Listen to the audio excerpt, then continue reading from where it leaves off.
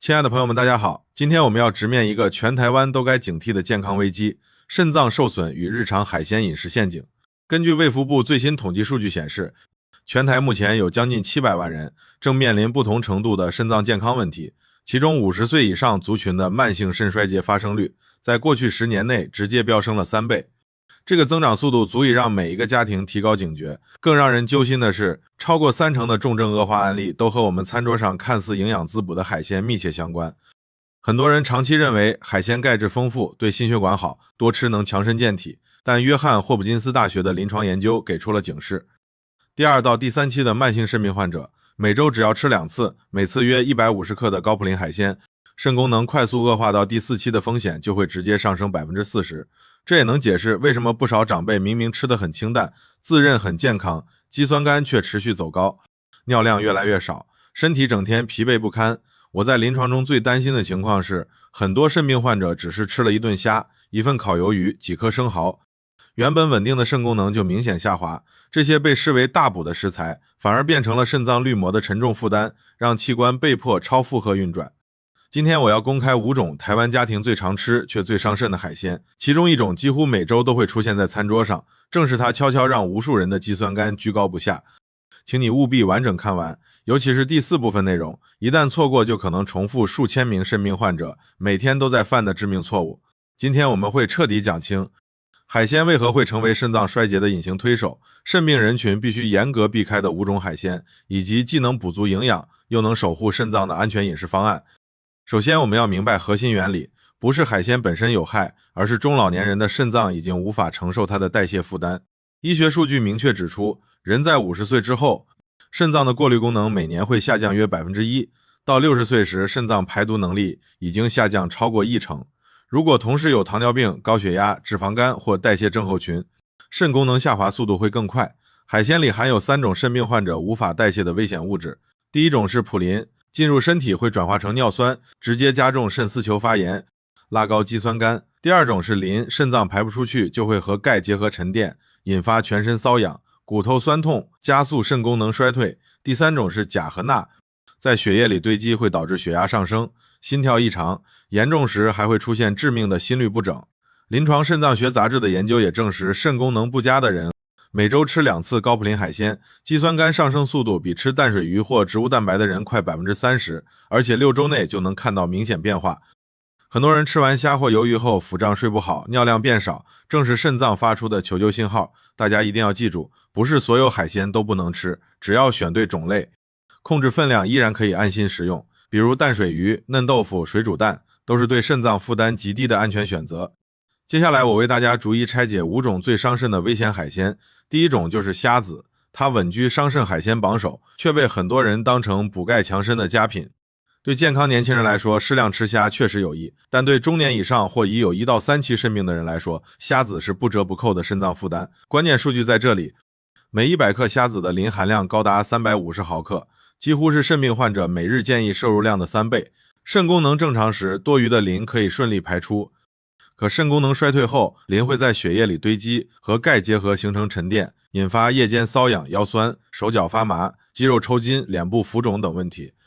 同时，虾子的普林含量不低，会快速升高尿酸，加重肾脏炎症。我曾接诊过一位50多岁的阿姨，听信邻居说吃虾补肾护肾，连续3天3餐都吃虾，短短几天就出现脸部浮肿、身体沉重、尿量骤减，检查后肌酸酐直接翻倍，这就是肾脏不堪重负的典型表现。想要补充优质蛋白又不伤肾，建议用无锅鱼、鲈鱼、台湾鲷等淡水鱼替代。这类鱼普林和磷含量低，好消化，用清蒸、少盐、炖煮的方式烹调，加姜片和葱段提味，既鲜美又护肾。肾病患者的蛋白摄入也有标准，每天每公斤体重 0.6 到 0.8 克，60公斤的人一天约40至50克。一餐吃了虾，当天就不能再碰螃蟹、鱿鱼等其他高蛋白海鲜。第2种伤肾海鲜是鱿鱼和章鱼，它是台湾家庭餐桌上的常客。很多人觉得它脂肪低、口感脆、清淡好消化，却不知道它会悄悄榨干肾脏功能。每100克鱿鱼的蛋白质含量是适合肾病患者的无锅鱼的2倍。蛋白越多，肾脏需要过滤的含氮废物就越多，肾功能衰弱后，毒素无法及时排出，肌酸酐就会快速上升。同时，鱿鱼和章鱼的普林含量偏高，会让尿酸飙升，诱发肾丝球发炎，加重痛风和肾病，更危险的是烹调方式，烤鱿鱼、炸鱿鱼、高温快炒鱿鱼会产生大量晚期糖化中产物 AGEs， 这种物质会引发慢性炎症，损伤肾细胞，让人吃完觉得身体沉重、失眠、手脚肿胀。我有一位70多岁的阿公患者，每天晚上小酌配几片烤鱿鱼，坚持几个月后出现水肿，尿量减少，检查发现肌酸酐和尿酸全都超标。想要少量食用，每周最多吃50克，也就是2到3片，只能水煮或清蒸，搭配冬瓜汤或水煮青菜帮助代谢。肌酸酐超过 2.0 毫克每分升的人必须完全忌口，坚持调整2周。很多人都会明显感觉身体变轻松，睡眠变好，瘙痒减轻。第3种伤肾海鲜是螃蟹，它价格昂贵，被视为高端滋补食材，却是加速肾脏衰竭的隐形杀手。螃蟹对健康人来说是营养美食，但对肾功能不佳的中老年人来说伤害性极强。每100克螃蟹磷含量超过300毫克，钠含量超过350毫克，双双远超衰弱肾脏的承受极限。磷排不出去，会沉淀在血管和关节，引发瘙痒、骨痛、抽筋、浮肿、失眠。钠含量过高会导致身体积水，血压上升，加重心脏和肾脏负担。每周吃2-3次螃蟹，就可能让肌酸酐明显升高。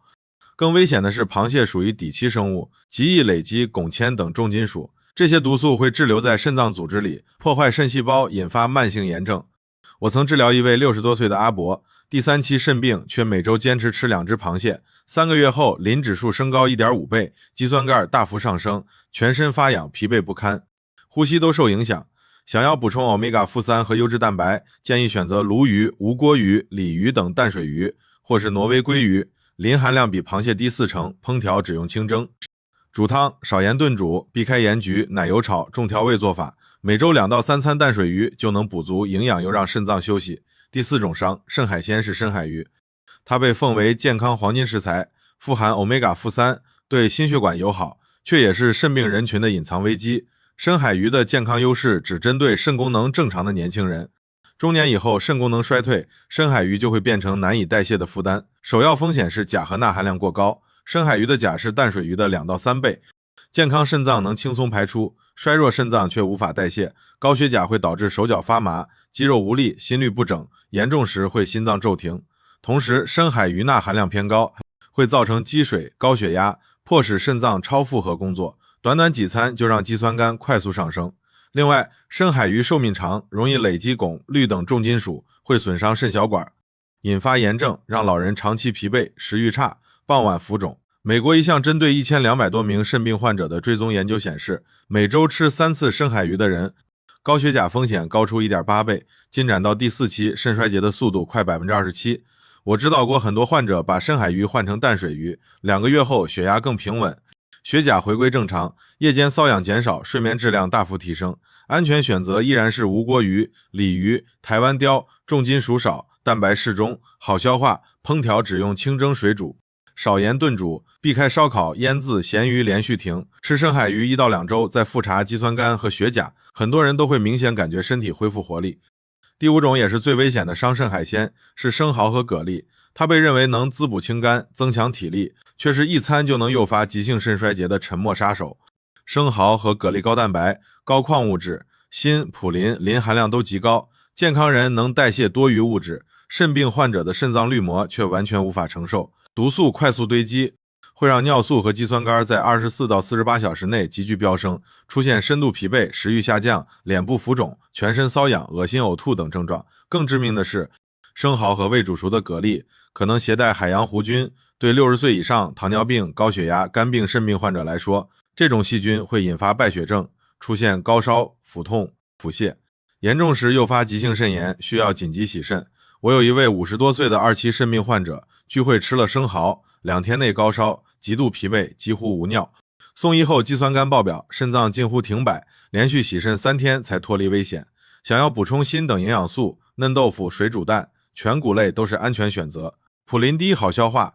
不加重肾脏负担，完全可以替代生蚝和蛤蜊。了解完5种危险海鲜，接下来我分享护肾黄金饮食配方，坚持4到6周，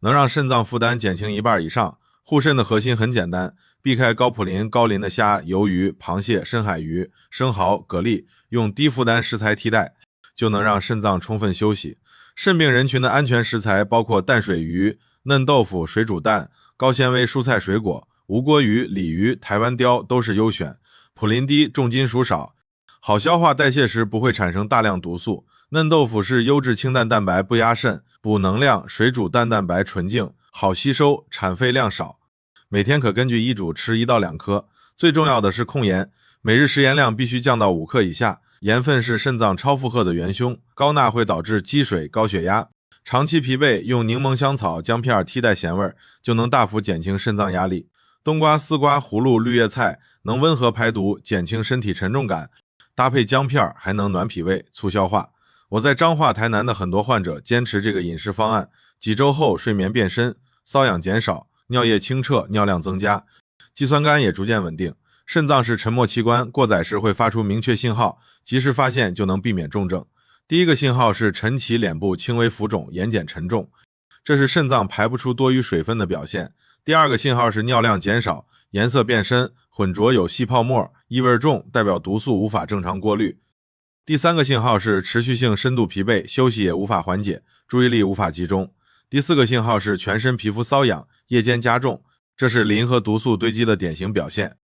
第五个信号是饮食清淡，但血压莫名升高，是肾脏调节电解质失衡的信号。第六个信号是夜间手脚麻木，肌肉抽筋，代表钾钙、镁代谢紊乱。如果同时出现4个以上信号，且持续数周，一定要立即就医。忽视这些信号，短短3-4个月就可能让肾病急剧恶化。一旦感觉肾脏过载，可立即采取6项紧急措施，能有效避免病情加重。第一，调整饮水量。普通人每天每公斤体重30毫升，60公斤约 1.8 升，帮助肾脏排毒。已有水肿或心衰的人要遵医嘱调整水量。第二，浮肿尿量减少，当天严格限盐，用柠檬、香草姜替代咸味，减轻肾压。第三，晨起喝1杯温姜开水，促进循环，帮助消化，缓解浮肿，改善排尿。第四，绝对不要自行吃利尿剂，剂量不当会导致电解质紊乱、血钾过低、心跳异常，只有医师能开具。第五，每3到6个月定期检查血压、肌酸酐、尿素、血钾，早发现早调整。第六，肾脏疲惫当天，立即减少高蛋白摄入，改吃清粥、冬瓜、豆腐、蔬菜，让肾脏休息。我曾遇到一位阿公自行吃利尿剂消水肿，结果血钾过低、抽筋，紧急送医才脱险。大家一定要引以为戒，肾脏有自我修复能力，只要及时调整饮食，控盐控蛋白，避开危险海鲜，坚持几周就能明显好转。最后为大家总结护肾3大黄金原则，记住这3点就能长期守住肾脏健康。黄金原则1，坚决避开5种伤肾海鲜，分别是虾子、鱿鱼、章鱼、螃蟹、深海鱼、生蚝、蛤蜊。这类食材高普林、高磷、高钠，可能含重金属，衰弱肾脏无法代谢，一餐失误就可能让肌酸酐飙升。黄金原则2，选对安全食材并正确吃，优先吃无锅鱼、鲈鱼、台湾鲷等淡水鱼，清蒸水煮，少盐炖煮。每日食盐低于5克，搭配嫩豆腐、水煮蛋、冬瓜、绿叶菜。全谷类温和补营养，不压肾脏。黄金原则3，定期检查，及早识别信号。每3到6个月监测肌酸酐、尿素、钾、血压出现浮肿、尿量异常、瘙痒、疲惫、高血压、手脚麻木时，立即调整饮食和生活习惯，给肾脏修复的机会。今天的内容不是制造恐慌，而是让大家认清饮食真相。健康从来不是靠滋补，而是靠每天的正确选择。一顿对的饭就能守护明天的健康，长久守护家人平安。如果你觉得这期内容实用，欢迎订阅我的频道，把影片分享给家人朋友，让更多人远离肾病危机。也可以在留言区告诉我你想了解的健康主题，我会持续为大家带来真实有用的健康知识。感谢大家耐心观看，祝大家身体健康，食欲好，睡眠足，天天平安喜乐。我们下一期再见。